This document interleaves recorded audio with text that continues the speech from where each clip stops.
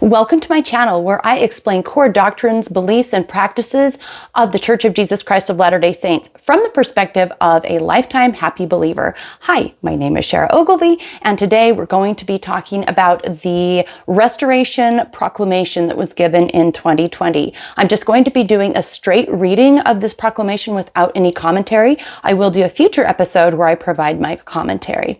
Now, this proclamation was given by the prophet and all of the apostles in 2020 as a statement to the world of belief of what our church says, that the gospel has been restored to the earth. So that is the intention of this proclamation. I will link in the description a link where you can download or view, at least view online a copy of this proclamation. Without any further introduction, I will go ahead and read. The restoration of the fullness of the gospel of Jesus Christ, a bicentennial proclamation to the world. The First Presidency and Council of the 12 Apostles of the Church of Jesus Christ of Latter-day Saints. We solemnly proclaim that God loves his children in every nation of the world. God the Father has given us the divine birth, the incomparable life, and the infinite atoning sacrifice of his beloved Son, Jesus Christ. By the power of the Father, Jesus rose again and gained the victory over death. He is our Savior, our exemplar, and our Redeemer. 200 years ago, on a beautiful spring morning in 1820, young Joseph Smith, seeking to know which church to join, went into the woods to pray near his home in upstate New York, USA. He had questions regarding the salvation of his soul and trusted that God would direct him. In humility, we declare that in answer to his prayer, God the Father and his Son, Jesus Christ, appeared to Joseph and inaugurated the restitution of all things, Acts 3:21, as foretold in the Bible. In this vision, he learned that following the death of the original apostles, Christ's New Testament church was lost from the earth. Joseph would be instrumental in its return. We affirm that under the direction of the Father and the Son, heavenly messengers came to instruct Joseph and reestablish the Church of Jesus Christ. The resurrected John the Baptist restored the authority to baptize by immersion for the remission of sins.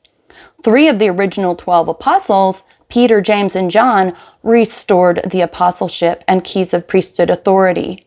Others came as well, including Elijah, who restored the authority to join families together forever in eternal relationships that transcend death.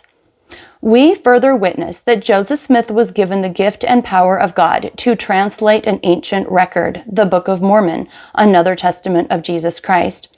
Pages of this sacred text include an account of the personal ministry of Jesus Christ among people in the Western Hemisphere soon after his resurrection. It teaches of life's purpose and explains the doctrine of Christ, which is central to that purpose. As a companion scripture to the Bible, the Book of Mormon testifies that all human beings are sons and daughters of a loving Father in heaven, that he has a divine plan for our lives, and that his Son, Jesus Christ, speaks today as well as in days of old.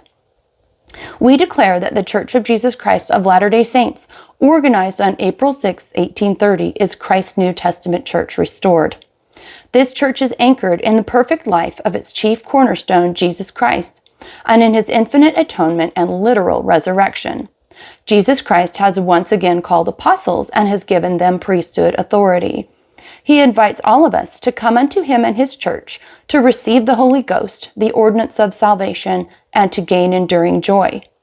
200 years have now elapsed since this restoration was initiated by God the Father and his beloved Son, Jesus Christ. Millions throughout the world have embraced a knowledge of these prophesied events. We gladly declare that the promised restoration goes forward through continuing revelation. The earth will never again be the same, as God will gather together in one all things in Christ. See Ephesians 1:10. With reverence and gratitude, we as his apostles invite all to know, as we do, that the heavens are open. We affirm that God is making known his will for his beloved sons and daughters.